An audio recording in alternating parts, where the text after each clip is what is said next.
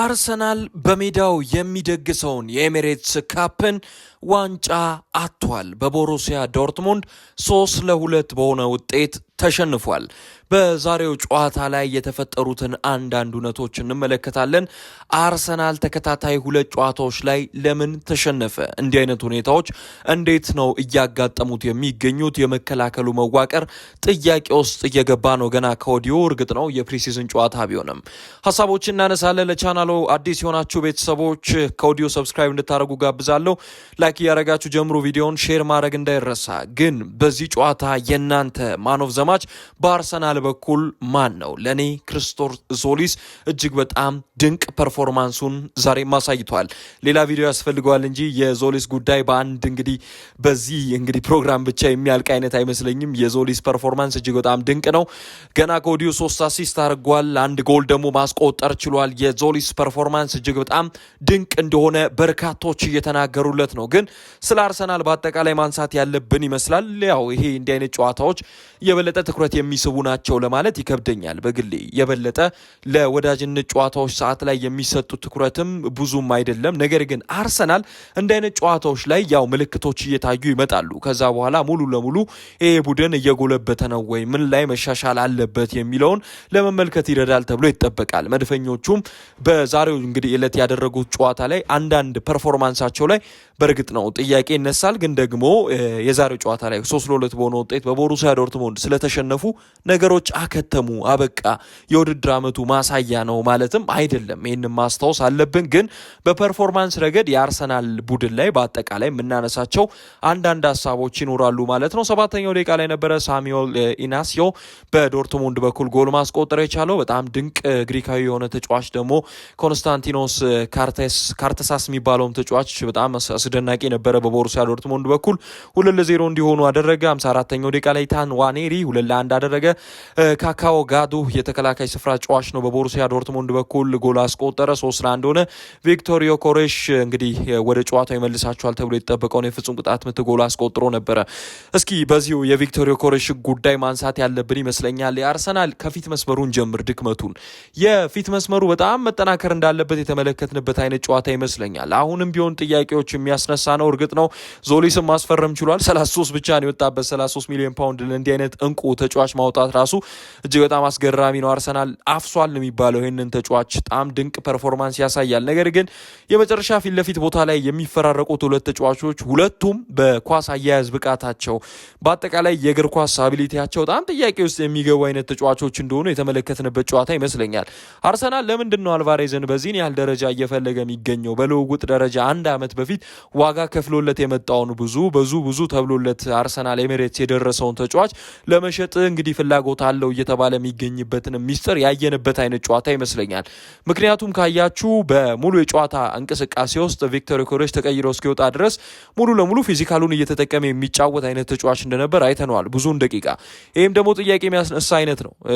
ምናልባት እንዲህ አይነት ከኳስ ጋር ምቹ ያልሆነ አይነት እንቅስቃሴ የሚያሳይ በአንድ ሞመንት እንደውም በምን አይነት ደረጃ እንዲህ አይነት የ9 ቁጥር ቦታ ላይ የሚገኝ አንድ ተጫዋች በአጠቃላይ እግር ኳስ ፕሮፌሽናል ደረጃ የሚጫወት ተጫዋች እንዲህ አይነት ፓስ ያደርጋል የሚለውን ጥያቄ ውስጥ የሚከት ነው። የቦሩሲያ ዶርትሙንድ ተጫዋቾች የተከላካይ ስፍራ ተጫዋቾችን ኢዝሊ ፓስ ማድረግ በሚችልበት ወይ የበለጠ የተቀናጣ አይነት ኳስ አቀብላለሁ በሚልበት ሳለ ኳሱን በቀላሉ ሲሰጣቸው አይተን ነበር ለቦሩሲያ ዶርትሙንድ ተጫዋቾች እና ይሄ በጣም አርሰናል የሚመጥነው አይነት 9 ቁጥር ነው ወይ የሚል አይነት ጥያቄ እንድታነሱ ያደርጋቸዋል። ገና ነው ጊዜው። ነገር ግን ከኳስ ጋር ምቾት ሊሰማው የሚችል በክፍት ጨዋታ ኦልሞስት የበለጠ የበላይነት ሊወስድ የሚችል ተጫዋች ያስፈልጋል። የበለጠ ቪክቶር ዮኬሬሽ ከዚህ እንቅስቃሴ ውጭ የሆነ ነው።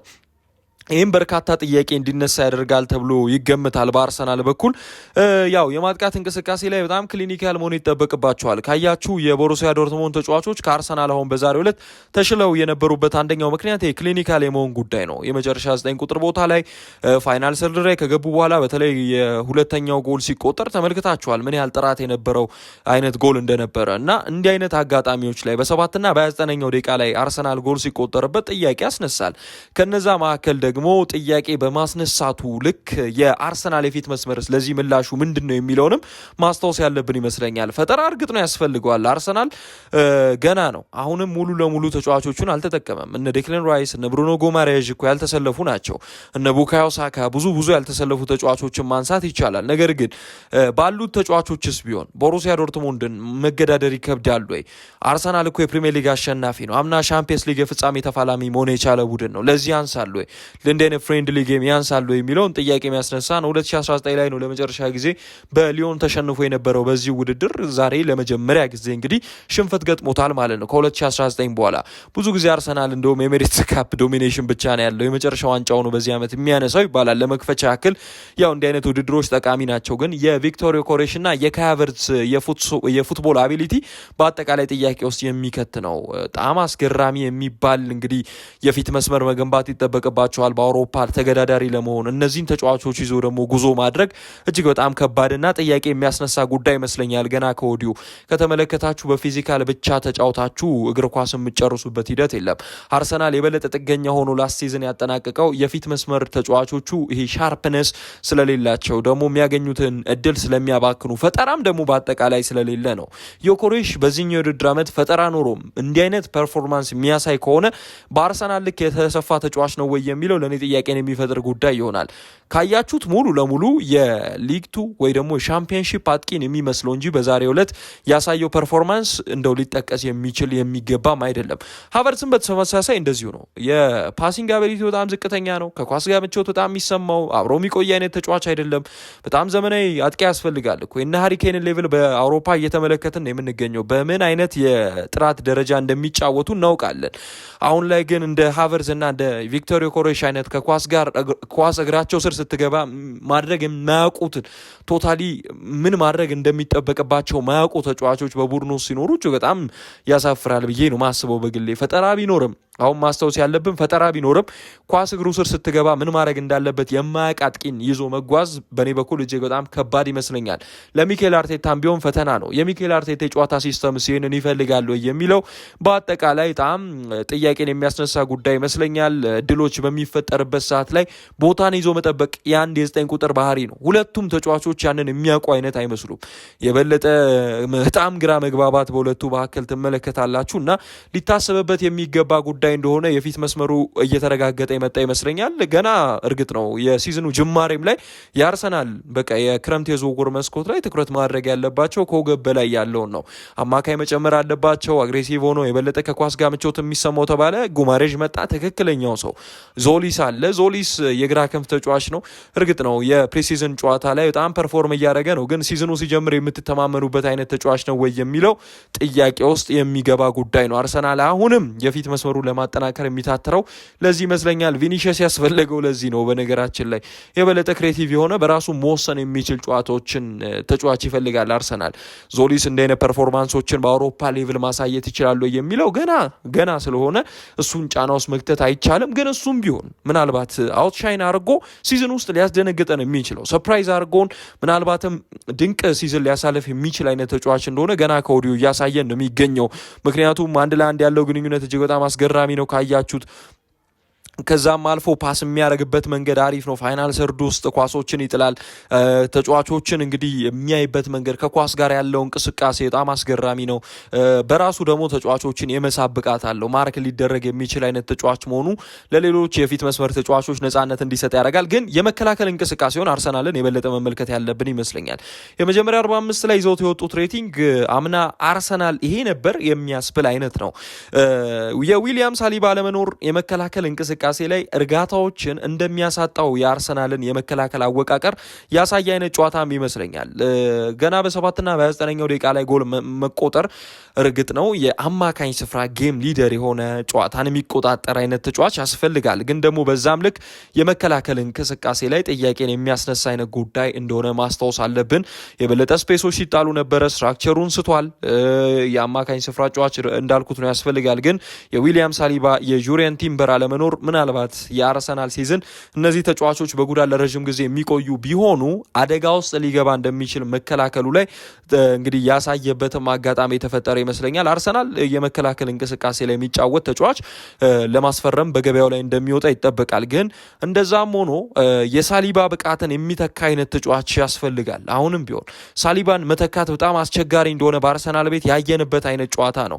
ዴክለን ራይስ ሲመለስ፣ ብሩኖ ጎማሬስ ሲመለስ መከላከሉም ቢሆን እፎይታ በጥቂቱም ቢሆን ሊያገኝ ይችላል። ግን ዊሊያም ሳሊባ በመከላከሉ ደረጃ በጣም ሊደር እንደሆነ እናውቃለን። በአርሰናል ቤት የጋብሪኤል ኳሊቲ እርግጥ ነው በጣም የሚታይ አይነት ነው። ግን ደግሞ የጋብሪኤል ኳሊቲ የሌለውን ነገሮች ዊሊያም ሳሊባ አካቶ የያዘ አይነት ተጫዋች እንደሆነ ማስታወስ አለብን።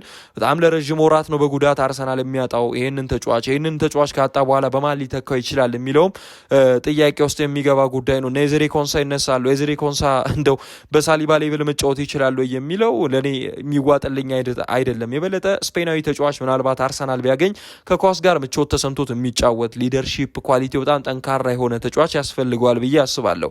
ለአጭር ጊዜ አማራጮች ምናልባትም እና ኤሜሪክ ላፖርትን መመልከት የተሻለ ነው። ምክንያቱም በገበያው ላይ ካያችሁ ይህንን ተጫዋች በቀላሉ ልታገኙ ትችላላችሁ። ለአጭር ጊዜ መሆኑ በእድሜውን ጉዳይ አንጻር ስታዩት የፕሪሚየር ሊግ ኤክስፔሪንስን በሲቲ ቤት ነበረው። እንደው አሁን ሀሳቡን ለማንሳት ያክል ነው እንጂ ሩመሮች እየሰማን አይደለም። ከዚህ ተጫዋች ጋር ግን ከኳስ ጋር በጣም ምቾት ይሰማዋል እና ከጋብሪኤል ጋር ሊጣመር የሚችል አይነት ፕሮፋይል ያለው ተጫዋች ነው ብዬ ማስባለሁ። ወጣት ተጫዋች በዛ ቦታ ላይ ማምጣት ለአርሰናል አሁንም ሪስኪ ነው። ምክንያቱም ነሞስኬራ አሉ፣ ሌሎች ተጫዋቾችም አሉ በአርሰናል ቤት አልቸገረውም። ግን የበለጠ ሊደር የሚሆን የተረጋጋ አይነት የተከላካይ ስፍራ ተጫዋች እንደሚያስፈልገው ስትራክቸሩን ጠብቆ መጫወት የሚችል አይነት የተከላካይ ስፍራ ተጫዋች እንደሚያስፈልገው ያየንበት ጊዜ ነው። የአማካኝ ስፍራ ተጫዋቾቹም ሙሉ ለሙሉ በሚባል ደረጃ ሲመለሱ አዲስ ለውጦችን እንደምናይ ይጠበቃል። ግን የመሀል ተከላካይ ለአርሰናል እንደሚያስፈልገው ይጠበቃል ማለት ነው። የዶርትሙንድ ተጫዋቾችም ክሊኒካል የመሆንንም ጉዳይ ማስታወስ አለብን። 7ና 9ኛው ደቂቃ ላይ ውሳኔያቸው እጅግ በጣም አስገራሚ ነበር። በፍጥነት ነው ጎል ያስቆጠሩት። በትራንዚሽን ሰዓት ላይ አርሰናል በተደጋጋሚ ሲቸገር እንመለከተው ነበረ። ፕረስም አያረግም ነበር ባይዘው አርሰናል ዛሬ ያው የፕሪሲዝን ጨዋታ ላይ ሙሉ አቅማችሁን አውጥታችሁ መጫወት አይጠበቅባችሁም። ግን እንደ አንድ ቡድን ስትጫወቱ እንደ አርሰናል አይነት ቡድን ስትጫወቱ ፕሪሲዝንም ሆነ የተኛውም ሰዓት ላይ ሽንፈትን እየጠላችሁ ወደ ሜዳ መግባት ይጠበቅባቸዋል። የፕሪሚየር ሊግ አሸናፊ መሆናቸው ሊያዘናጋቸው አይገባም። አርሰናል አምና በኮርና እያስቆጠረ እንደዘለቀው ዘንድሮ በእንዲህ አይነት የጨዋታ ሲስተም ይቀጥላል? አይሳካለትም። በጣም የተለያዩ ቡድኖች ይመጣሉ፣ ራሳቸውን ያጠናክራሉ። ከክፍት ጨዋታ ጎል ማስቆጠር የሚችሉ ቡድኖች ይመጣሉ በሊግ ውስጥ ማለት ነው። አርሰናል ደግሞ በደንብ እየተነቃበት ይመጣል ሲስተሙ። ስለዚህ ጥያቄ ውስጥ ይገባል ማለት ነው። በሲዝኑን በኮርና ጎል እያስቆጠራችሁ አዘልቁም። የፊት መስመራችሁ እድሳት ያስፈልገዋል። አርሰናል ሚኬል አርቴታ እነዚህን ዮኮሬሽና ካቨርዝን ይዘው ነው ወይ ታዲያ በሚቀጥለው ዓመት የተለየ ነገር ሊያሳየን የሚችለው? ለእኔ ጥያቄ የሚሆንብኝ ጉዳይ ነው። ሌላው መከላከሉ ላይ እንደ ቤንጃሚን ዊሊያም ዋይት የመሰለ በጣም እየጨረሰ የመጣ ያለ ተጫዋችን ያየንበትን ሞመንት ያለ ይመስለኛል። ገና ነው፣ ፕሪሲዝን ነው ማስታወሳው። በተደጋጋሚ ይህንን እያልኩኝ ያለሁት አንዳንድ ምናልባት የቻናል ቤተሰቦች ጥያቄ ውስጥ እንዳገቡ ገና ነው እኮ እንዳትሉኝ ነው። ነገር ግን አሁንም ቢሆን አርሰናል ትኩረት ሰጥቶ የመከላከሉ ክፍተትን ማስተካከል አለበት። ዋይት መሸጥ አለበት በገበያው ላይ። እነ ዮኮሬሽ አሁንም ጥያቄ ውስጥ እየገቡ ነው። እነ ማርቲኔሊ በገበያው ላይ እኮ ተሽጠው ሌላ ተጫዋች መምጣት አለበት። ታዲያ እንዲህ አይነት ጉዳዮች አንድሪያ ቤርታ ፍጥነት ያስፈልጋል። ፕሪሚየር ሊጉ በጣም ሊጀምር ጥቂት ቀናት ነው የቀሩት። ኦልሞስት ኔክስት ዊክ የኮሚኒቲ ሺልድ ፍጻሜ እንመለከታለን። የኮሚኒቲ ሺልድ ፍጻሜ ከተመለከትን በኋላ ፕሪሚየር ሊጉ ነው የሚጀምረው። በእንዲህ አይነት ሰዓቶች ላይ ጊዜዎች እየገፉ በመጡ ሰዓት ላይ የፕሪሲዝን ጊዜ ከቡድኑ ጋር ያላሳለፈ ተጫዋችን ይዞ ለቀጣይ ዓመት እንግዲህ መዘጋጀት ራሱ ለኔ መጨረሻ ሳምንታት ላይ የሚፈርም ፈራሚ ለኔ ልክ ነው ብዬ አላስብም። ገና ከወዲሁ ነበር አክሽን የሚያስፈልገው። በጣም አርሰናል ዘግይቷል ብዬ አስባለሁ። የፊት መስመሩን ስልነት ጉዳይ በጣም የተረሳ አይነት ቦታ ነው። ቡካዮ ሳካ እነ ኖኒ ማድዌኬ ቢኖሩም ማድዌኬ ተብሎ ራሱ ሊጠራ የሚገባው በዛ ቦታ ላይ አለ የሚባል አይነት ተጫዋች አይደለም። ቡካዮ ሳካ ነው ያለው። እሱም ከጉዳት ጋር በጣም እየተቸገረ ነው። ትክክለኛው ሰው የቀኝ ክንፉ ላይ ቡካዮ ሳካ፣ ምናልባት በፊት መስመር ላይ ስሉ እንደው በአርሰናል ቤት እሱ ነው ብላችሁ ልታነሱ የምችሉ። ሌሎቹ ግን በጣም ደካማነት ይታይባቸዋል ከአዲሱ ፈራሚ ከክሪስቶስ ዞሊስ ውጪ ማለት ነው። ስለዚህ እድሳት በአርሰናል ቤት በየጊዜው ሊነሳ የሚገባ አይነት ጥያቄ ይመስለኛል። ታዲያ አርሰናል በቀጣይ ምናልባት ማስተካከል ያለበት አይነት ቦታዎች ያው የሚድፊልድ ባላንሱ ነው። ባላንሱን ደግሞ ሊያመጡ የሚችሉ ጨዋቾች አሉት በአርሰናል ቤት።